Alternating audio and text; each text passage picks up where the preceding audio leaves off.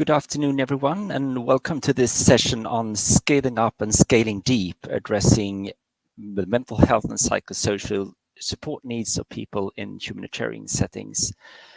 We have a very interesting panel with us this afternoon who will take us into the current context of, for example, Ukraine, but also Lebanon, and to address the most critical concerns on mental health and psychosocial needs that we see in current crisis. The objective of this session is to provide concrete recommendations on the type of scalable interventions and approaches that can improve access to mental health and psychosocial services for affected individuals and communities. But we will also present policy and resource and mobilization initiatives and mechanisms for more sustained and sustainable funding to integrate MHPSS into humanitarian response. We really encourage you all to be part of this conversation, and we have a Slido function that you might know by now if you participated in this these days before, and there is now coming up the address that you use to ask your questions. There will be a Q&A session later on in the session, and we will then pick up your questions and ask the panel the questions. But I really encourage you all to use the chat. My name is Dick Clomén, and I'm Head of Humanitarian Diplomacy, Liaison and Communications at the International Federation of the Red Cross and Red Crescent Societies Office for Europe. I'm based in Budapest, and here in Budapest, we also run our operations relating to the current crisis in Ukraine and the response to all the humanitarian needs that are happening in the country. The thematic of mental health and psychosocial needs is not at all new, and we have seen a lot of challenges over the years. We know that the lack of resources have been urgent, and we have seen a growing gap between the needs and also the available resources. We have also seen a lack of political commitment and prioritization of mental health and psychosocial support. And also the stigma has been there as really an urgent issue. But now we really see how important mental health and psychosupport is in humanitarian settings. And we know it's not only a matter of health and well-being, it's also a matter of people's protection, safety, and also the resilience of people. In 2018, we had a milestone occasion when the Lancet Commission's, the Lancet Global Commission on Mental Health issued its report with a set of recommendations. 1 year later, the Dutch government, the government of the Netherlands, organized an international conference on mental health and psychosocial support in crisis situations with the slogan, Mind the Mind Now, which also adopted a very important declaration with commitments by states and civil society and many other organizations.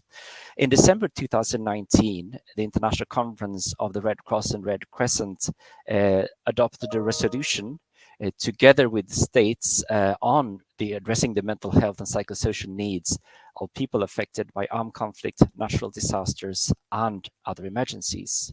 All of these actually constitute a very solid agenda to move forward on addressing the needs. We can see that early and sustained interventions are critical for people's well-being. We can also see that strengthening of the workforce and also strengthening of the local capacities and communities is critical to be able to address the needs. And last but not least, the integration of mental health and psychosocial support in all operations and systems are critical. In today's panel, we have people representing with the work on the ground, including the first I will introduce now soon from Ukraine, Anna Didenko from Ukrainian Red Cross Society, who is the head of psychosocial support. But we also have representatives of government and also from the donor communities globally. But I would like us to start, when we started to plan this session, that was way before the current development in Ukraine. And Anna, you were asked to participate already before the current situation. There was an ongoing conflict since many years, and the Ukrainian Red Cross were already mobilizing and building up your capacity to address psychosocial needs. So you're so much welcome, Anna. You are in Ukraine, and bear with us. There might be interruptions, but we're happy that internet connection is working well right now. So could you just please tell us how you have been mobilizing and what kind of response you have been providing over the last years, and also what you're currently doing? Thank you. Hello, everyone. As was mentioned, in Ukraine, we have a lot of previous experience in building up of MHPSS in Ukraine, and it was started since the conflict started in 2014, and we was working very actively from 2018, I could say. On capacity building, we established separate PSS unit. We have all regulations, training systems for preparation of volunteers. We have our own instructors and trainers in PFA and PSS, and it's also very helpful now because we do not need to engage trainers from other national societies, for example, to for provision of trainings, preparation of volunteers. We could use those materials that we have. Of course, with we now cooperate also with Reference Center of Psychosocial Support of IFRC, and also made additional materials and trainings. And as for now, sorry. Yeah, Anna. So what are you actually doing currently, and how can you now use these resources that you have built up? What are the needs that you are addressing? Now all our responses for the emergency, of course, and we see very big need in MHPSS support to the people, as we see a lot of problems. Anxiety, high level problems with sleeping and so on, especially for those people who stay in bomb shelters for weeks. Also, there is a big need of support of children. And as for now, we try to provide basic psychological first aid and basic PSS to children in the collective centers, also for people in who is in a move, and also in a place of transition, as a railway station, as near the border of Ukraine. So our volunteers work there and provide, as I say, PFA and basic PSS. And in the future, also we want to scaling up and establish child-friendly spaces and have this support to children in a lot of regions of Ukraine where is a big number of internally displaced people where they are. And also we see need in mainstreaming in cooperation with different departments and with a relief team also. So we are in preparing also information in awareness raising of in PSS and also in protection and protection and gender and inclusion, also to teach volunteers of who made who provide response to teach them also in PFA, and we already start to do it. Also, we yesterday we teach and cooperate with doctors, so we also teach them provide psychological first aid. And also prepare our volunteers, and we see a big need in supporting of staff and volunteers in Ukraine, because they are already affected by themselves, but they still try to support others, and there is a huge need in additional support, self-support, dissemination of information, how they can support themselves.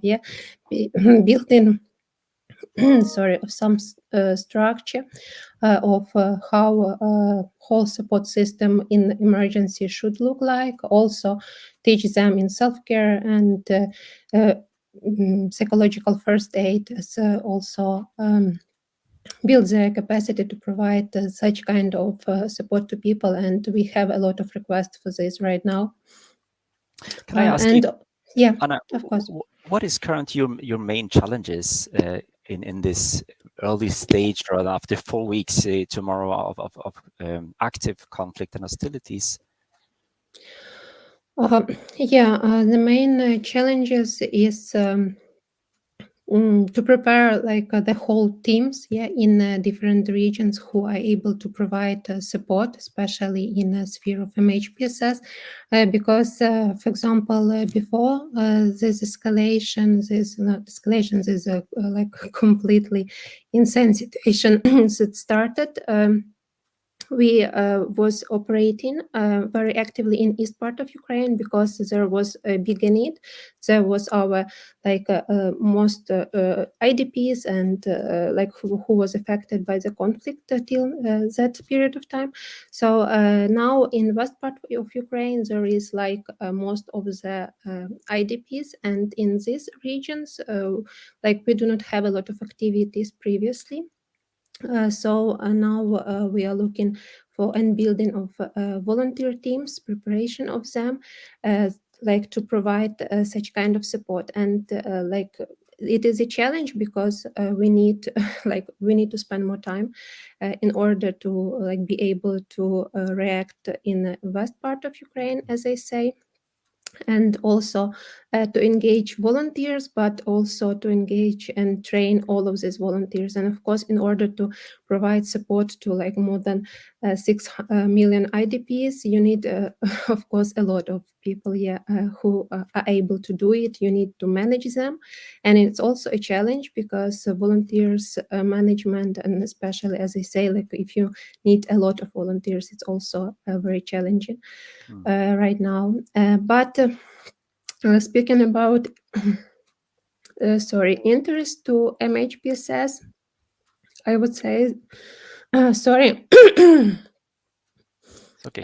I would say that it's there is an understanding that it's needed, and also we have like a working group in MHPSS, and also we are a part of the health clusters and other clusters, and these questions discussing all the time, and in like sharing information what is the need. And there is a lot of organizations also who want to support, who say that there is need in provision of psychosocial support to people who want to also provide this kind of support. As I say, it's not like it was in 2014, for example, yes, when there was very limited information about this, and people was afraid of, I don't know, receiving services.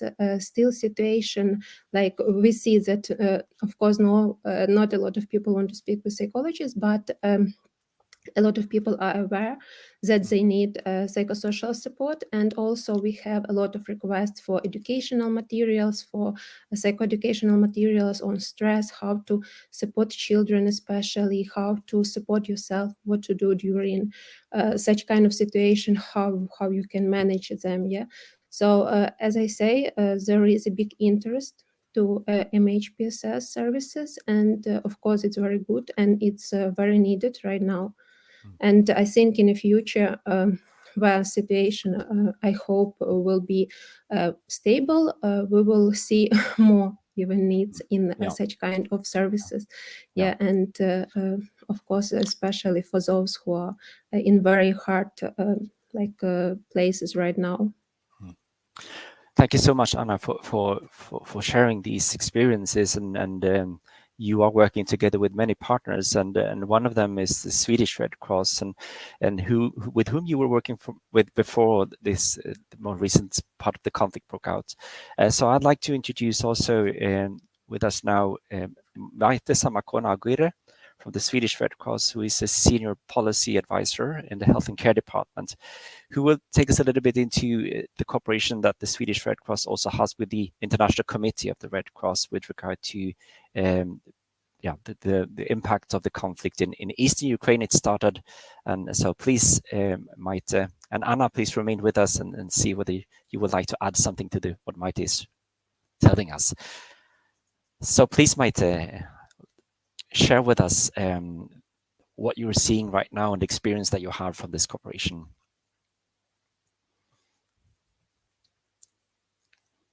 Now your microphone is muted, so Sorry about that. Can you hear me that's now? fine. Yes, we hear Sure. you well. Thank you, Dick, and thank you, Anna. Yeah, so the Swedish Red Cross has had a project in Ukraine the past 2 years in partnership with the International Committee of the Red Cross, ICRC, as you just mentioned, Dick. And the ICRC has been working in Ukraine since 2014. So this project is part of a partnership between the Swedish Red Cross and the ICRC, where we share technical competences and experience on MHPSS. And this is due to the fact that Swedish Red Cross has an expertise in the rehabilitation of victims of war, conflict, and perilous migration from our 6 rehabilitation centers here that the Swedish Red Cross has. But in Ukraine, within this partnership, the goal has been to sort of improve the access to MHPSS for persons affected by conflict and their families. The focus has been very much on capacity building of local MHPSS service providers, and that is mental health care providers, social workers, as well as all the relevant staff that actually have been meeting people affected by conflict and their families since 2014. This is, of course, part of the regular activities the ICRC carries in Ukraine.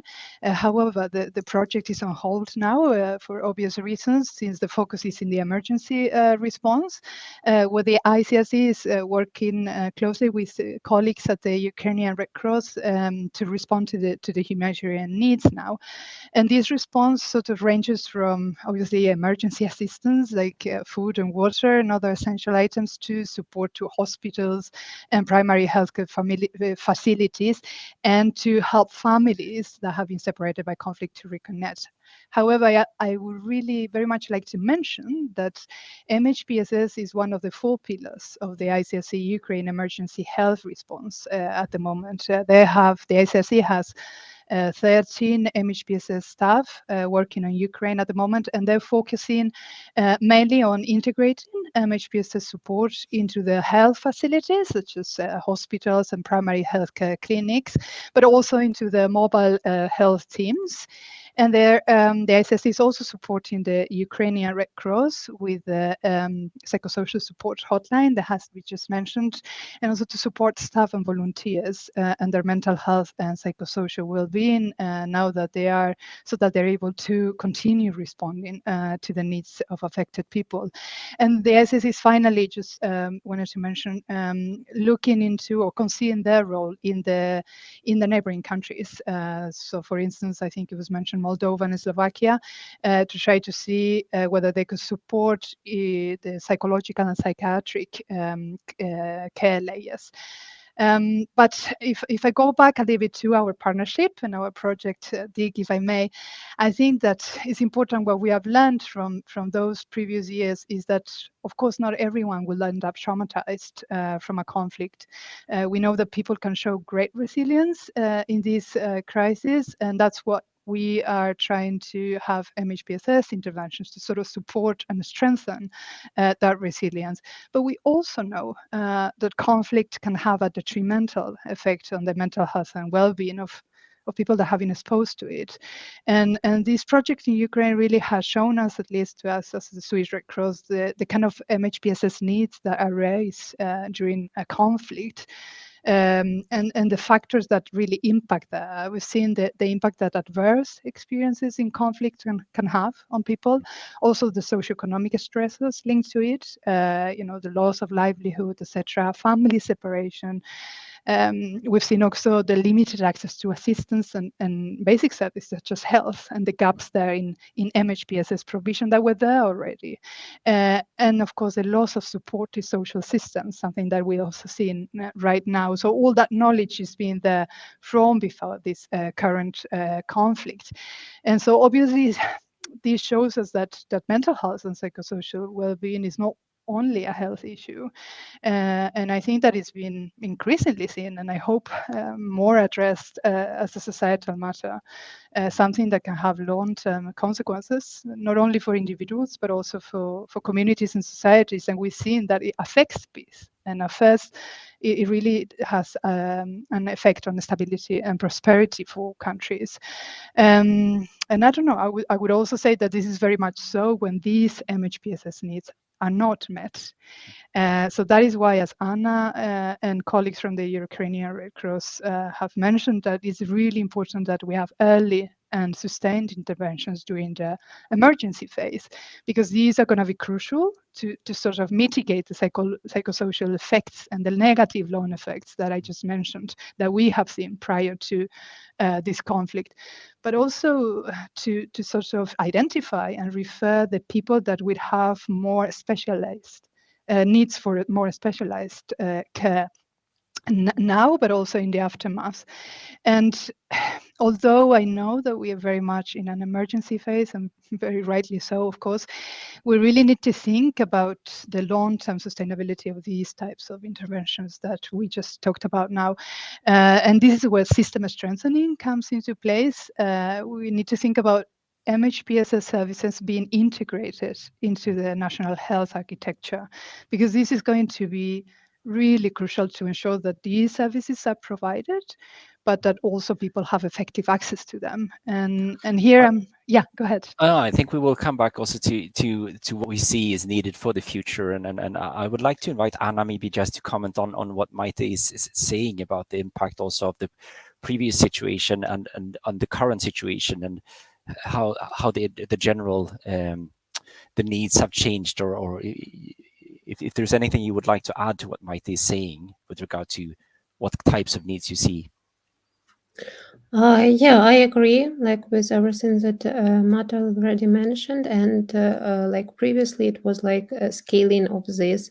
Of course, previously we see the same needs, but now they are much higher. Yeah, there is lots of people who lost their homes and who lost loved ones or like family members, and of course, number of these people is much bigger, and everything is like destroyed in a lot of like places, towns, and we haven't seen it like in this scale before. And of course, we need to provide as soon as possible MHPSS and basic psychosocial support in order to prevent having this all affected people of more severe traumatic conditions. Yeah. Thank you both. I'd like to go on to our next speaker, who is Dr. Rabi El Shamay, who is the national head of the National Mental Health Program at the Ministry of Public Health in Lebanon. And Rabi, I know that you have many years of experience also being a psychiatrist, but also being present in a country who have experienced challenges over the years, conflicts, but also receiving refugees from other conflicts in the region. And now you're sitting in the system where we should uphold the mental health of the population and really work to find new solutions. Sometimes resources are scarce, and sometimes you need to do new things and invent and be like developing it. So from your perspective in your current role, tell us about how the systems can actually support and mobilize to address the challenges that we've heard just before. Thank you, Dick. If you allow me, before starting, I would like just to say that my thoughts are with the people in Ukraine and with the people on the ground trying to help them. In Lebanon, we know all too well the amount of suffering and pain that comes out of wars and conflicts, and how much time it takes for people to rebuild their lives, despite the sorrow, the grief, and the pain that are unfortunately a very high price of such tragedies.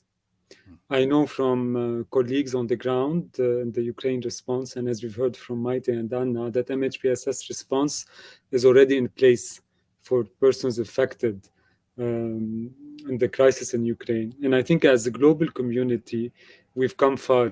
We know what works, we know how to do it, and we know how we can respond faster to the persons and community going through those humanitarian emergencies. And credit here is due to many organizations and many individuals who've been working and advocating relentlessly for so long to get us for where we are here today. And I think I wanted to acknowledge all of that effort that has been ongoing for many years. In Lebanon, as you may know, we've been dealing with one of the biggest humanitarian crises for well above a decade now. with more than 1.5 million Syrian displaced in a country of 6 million, which makes Lebanon one of the highest per capita refugees. 1 in 4 in Lebanon is Syrian displaced. Responding to this crisis, the Ministry of Public Health chose to have more of a long-term vision and to avoid building a parallel system for refugees. So in 2014, the National Mental Health Program was established with the support of WHO, UNICEF, and IMC. Then a coordination mechanism, the MHPSS task force, that is chaired by the program, co-chaired by WHO and UNICEF, and including all actors, was created. And it has more than 50 actors now working since 2013. And then the third element that helped is the development of a 5-year strategy to reform all the mental health system in Lebanon, with the vision that all people in Lebanon will have the opportunity to enjoy the best possible mental health and well-being. And since then, we've been working on implementing the strategy.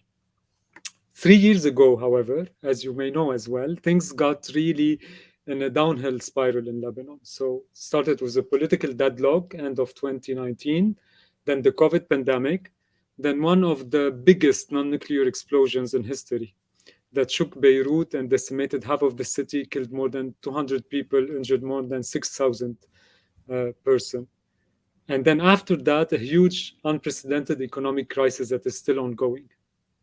I'm sure you and the audience can imagine the complexity of the situation with these compound crises, one on top of the other. Needless to say that the needs for mental health... You are breaking up a little bit, Rabi.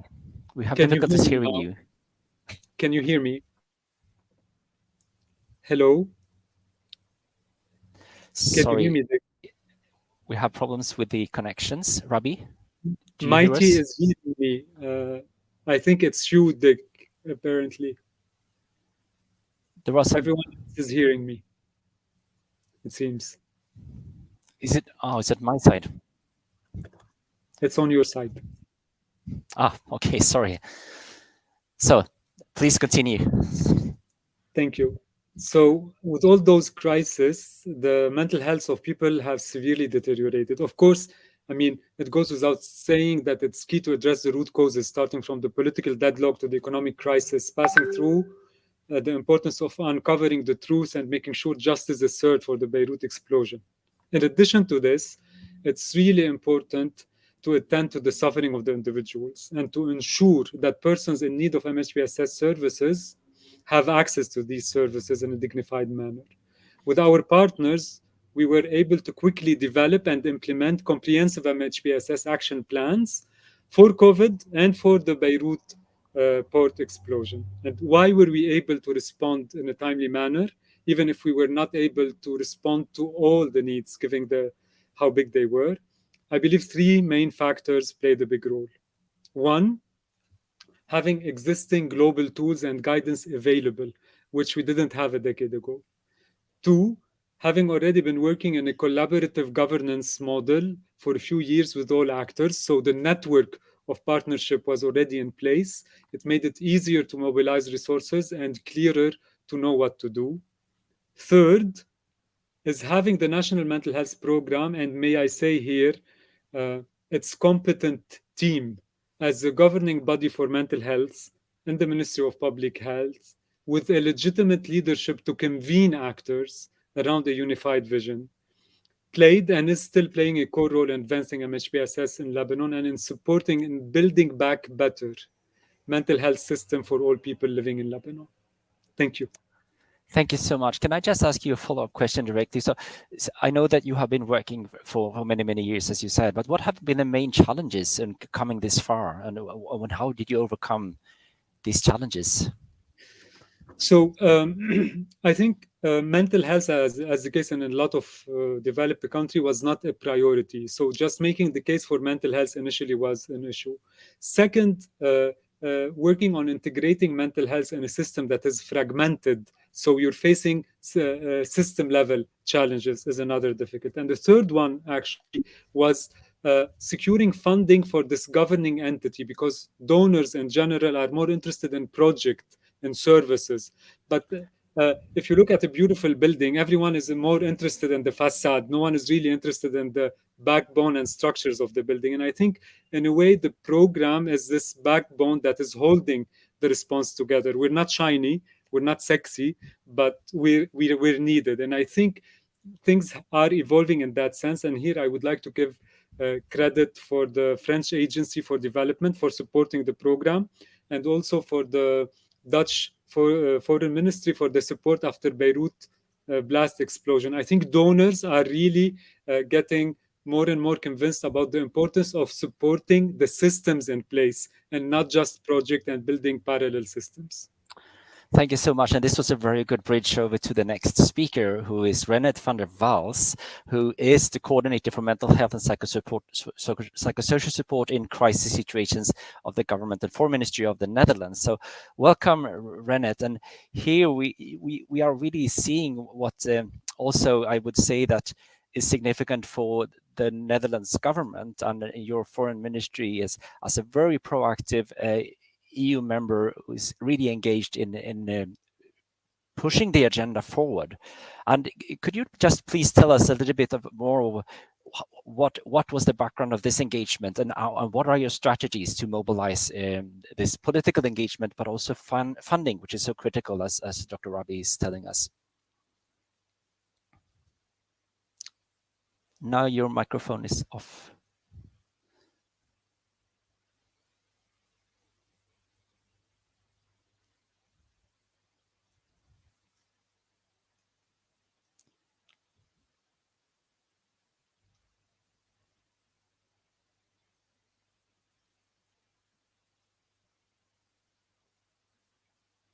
We cannot hear you now.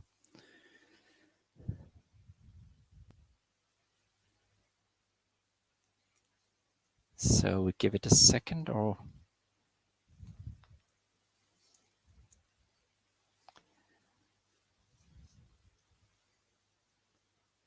you are unmuted. Okay, we could still not hear you, Renette.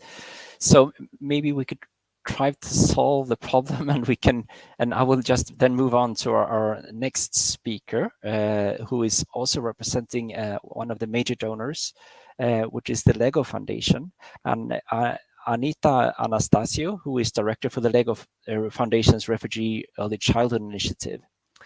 So Anita, let's hope that we were lucky on your side with your microphone. It works better. So let's. I hope so too. Oh, Can yes, you hear welcome. me? Yes, we hear you well. So, Right. So Anita, from another donor's perspective, which is a private donor, what is your rationale for considering mental health and psychosocial support being a key priority area, and also how do you see it being increasingly integrated in, for example, in education, where you have been very active, I know. So.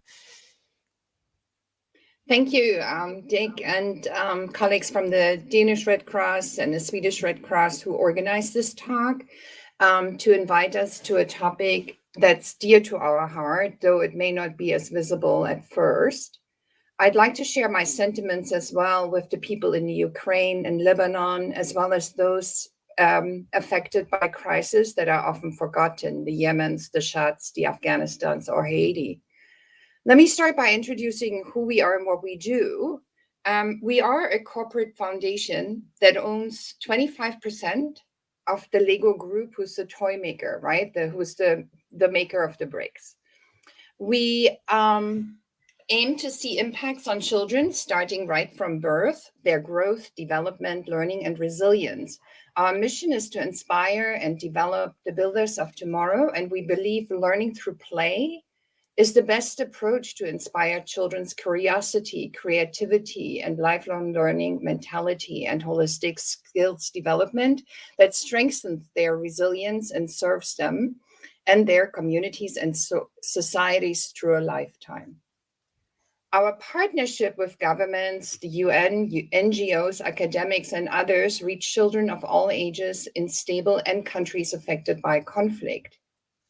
We do believe that for children to learn best, their mental health and psychosocial well-being are key conditions, and therefore interventions reaching children in homes, schools, and communities include mental health and psychosocial support for them and for their parents or caregivers, or those who often care for them, the teachers, the play lab leaders, the early childhood leaders, the safe spaces leaders, the social protection colleagues, etc. Evidence has shown that when parents or caregivers are stressed or not doing well mentally and emotionally, it affects their abilities to be best parents. So a large part of our investments actually does go to parenting that includes a focus on mental health and psychosocial well-being of parents.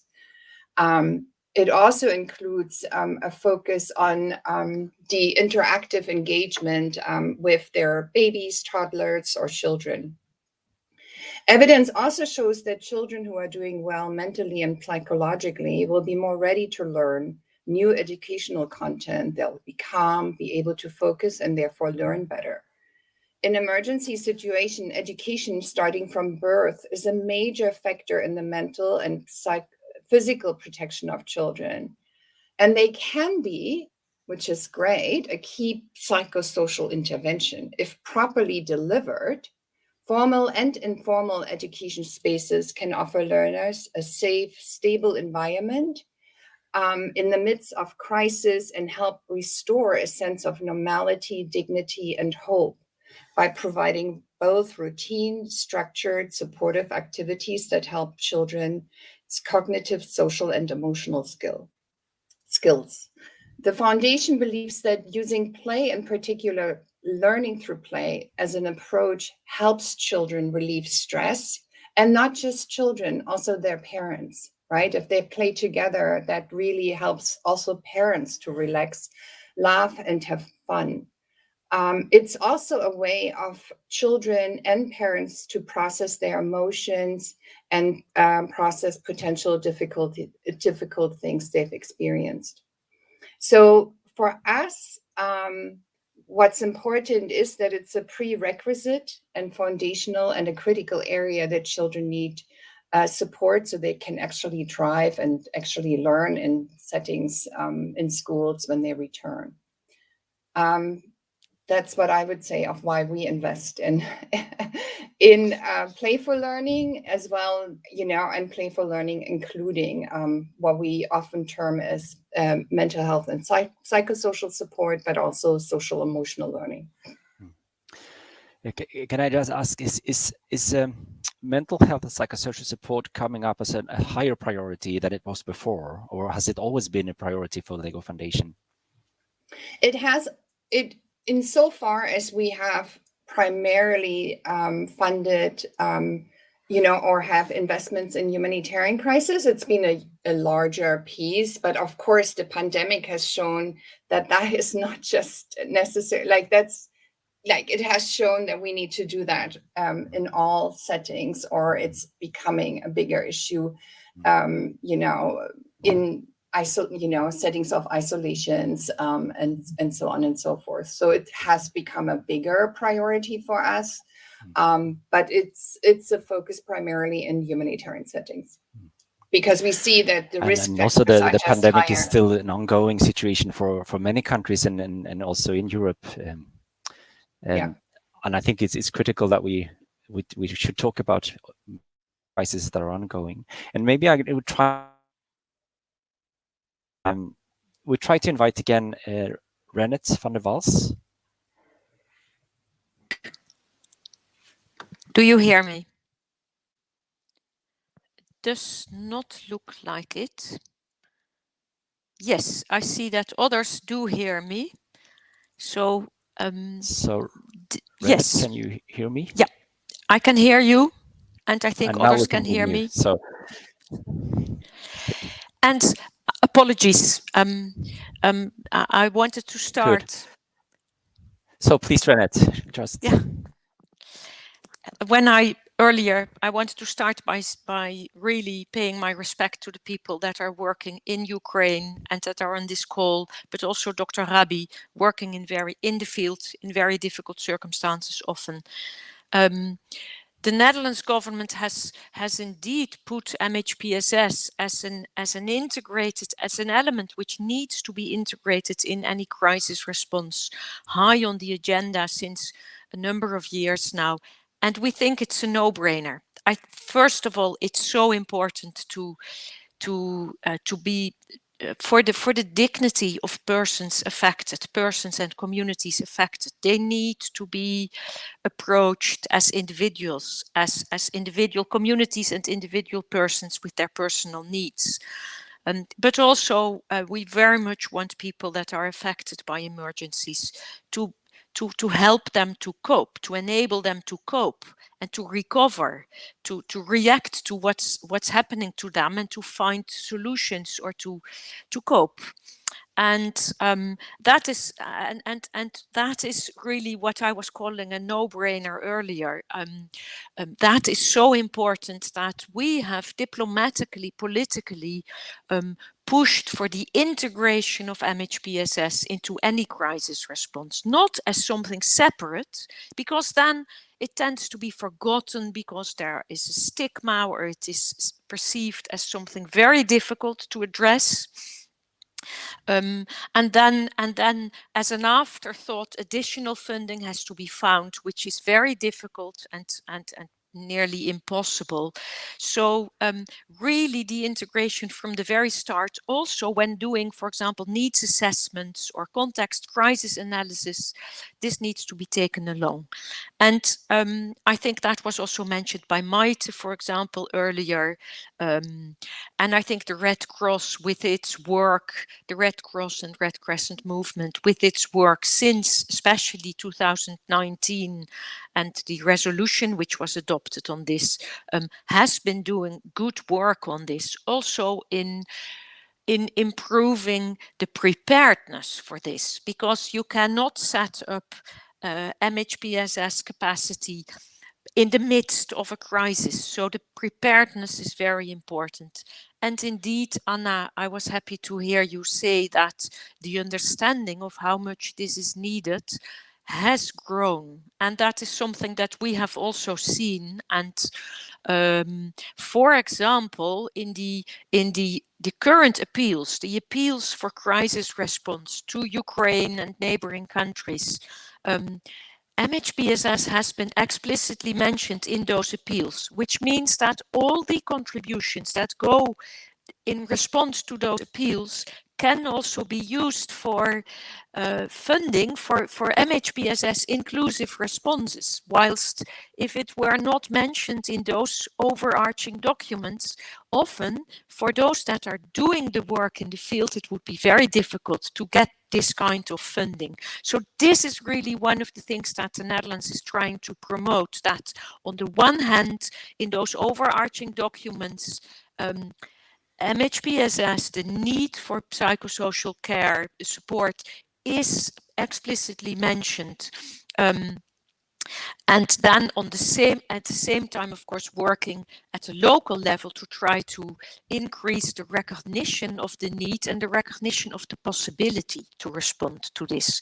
You do not only need, you also need, but you do not only need highly trained medical doctors, psychiatrists. There are other elements that you can integrate into your efforts with which you can already start to respond to a number of needs and maybe also help in avoiding that those needs grow worse or grow bigger.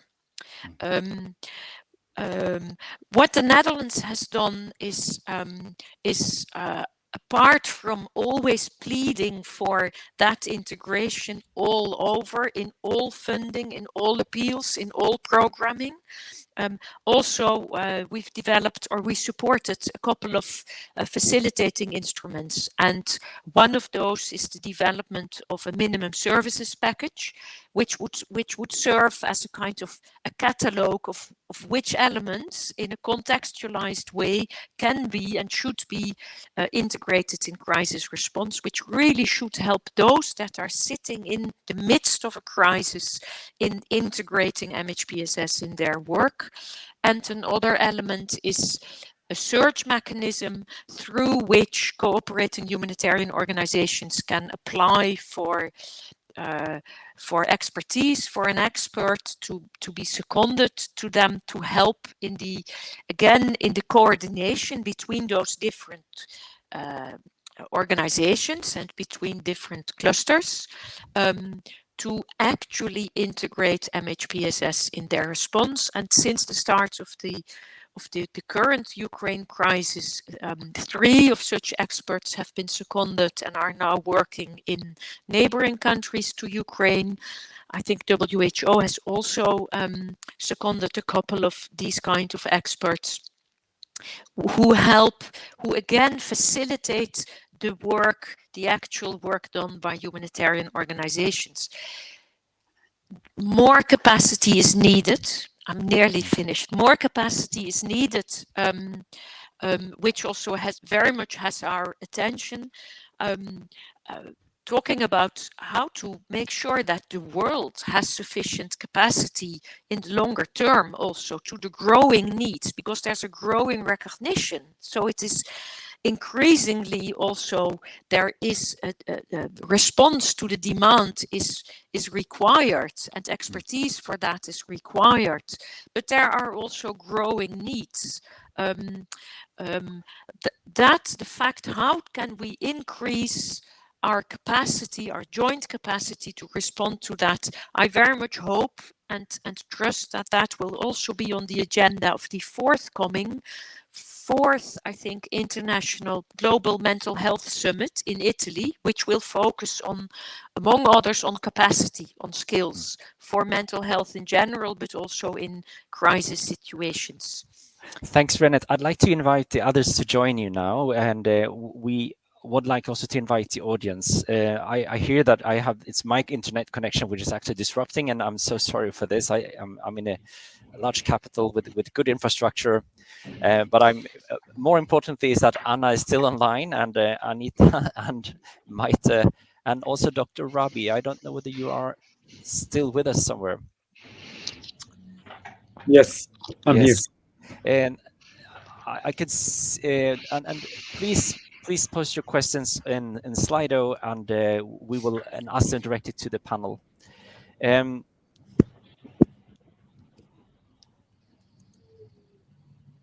So now I've got a question. I'm reading it as we speak, and it's to Anna. It says that I've seen a lot of organizations ready to support mental health and psychosocial support in Ukraine, often to train psychologists, etc. Anna, how would you respond to them? Okay, it's great that there is a lot of people who want to support, and of course, as I say, it's needed. We can discuss it directly with people who want to support, but also I would like to say that what is doing Ukrainian Red Cross now, we are focusing as for now in provision basic psychosocial support and psychological first aid. As I say, like more psychological interventions will be much needed, and maybe especially when the situation will be stable, hopefully. But of course, we can like cooperate. But as I say, I need we need to speak directly with those people who want to support. I can provide, for example, my email, and they can just provide information. Thanks. And maybe, Rabi, you could also answer to this one. I mean, when people want to help and support, logistically, how do we do it and to increase the capacity?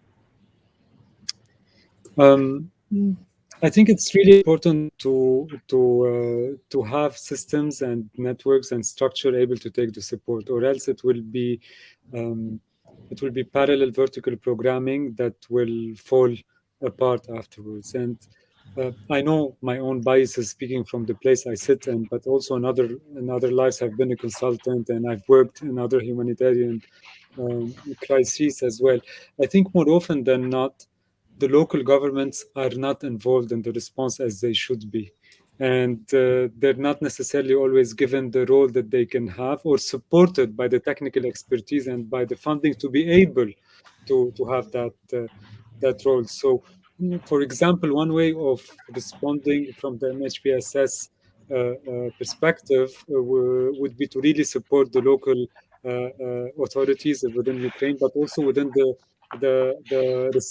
host countries, to really provide them with the technical support, maybe to second people to them for 6 months, for 1 year, to build their capacity, to try to mobilize funds and channel them within the already existing systems, not to challenge systems, not to create parallel systems, even if the systems are not perfect. There are no perfect systems. Look, I mean, the Cure internet cut, not mine, not that of Anna. So there are no perfect systems, right? So that's fine. So, but when you work within the system, you have more chances of changing it than working against it.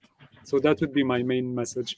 Work within the system, have a full plan, and then when you have all this plan, make sure that people know which part of the plan they're working in and towards what they're working on the long term. So the end goal. Why is PFA important? Why am I doing this training? Why is it important to have PSS activities for children and play? And how do I see if a child needs more care, and where can I send them? To whom? Whom can I call there?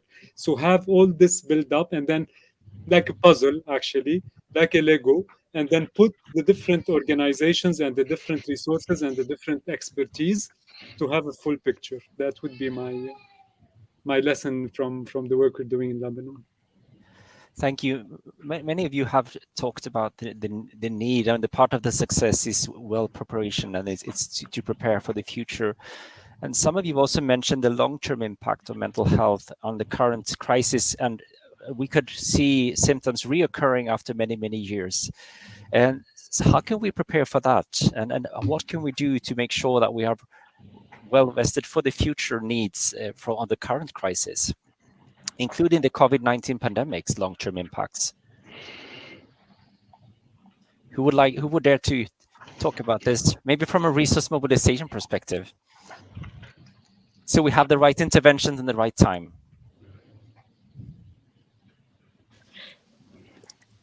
I don't know whether I'm going to give an answer that fits your question, but we were encouraged to see that at the last World Health Assembly. There were so many member countries that spoke up when the updated global mental health action plan was endorsed. That is, and the fact that so many countries spoke up about the need to invest more and to develop the systems better for mental health, for us was a signal that also ministries of health, and hopefully behind them ministries of finance, are starting to see more and more why investing in mental health now helps also reduce bigger costs later, or hopefully does so. And in that updated mental health action plan, this time, not in the earlier one, but this time, there are also elements about MHPSS preparedness, and really about preparedness for sudden surges in psychosocial needs. And we see that you need that global recognition, that overarching recognition, because then at a local level you can ask and plead, ask for funds under referring to those international documents. Only part of an answer. Thanks, Renat. Now, we have received two questions here, and I would like to read them both. And the first one I would direct to Anita, and the second one to all of you as a kind of a final question that we consider, because time is running fast and we have had some technical issues with delay.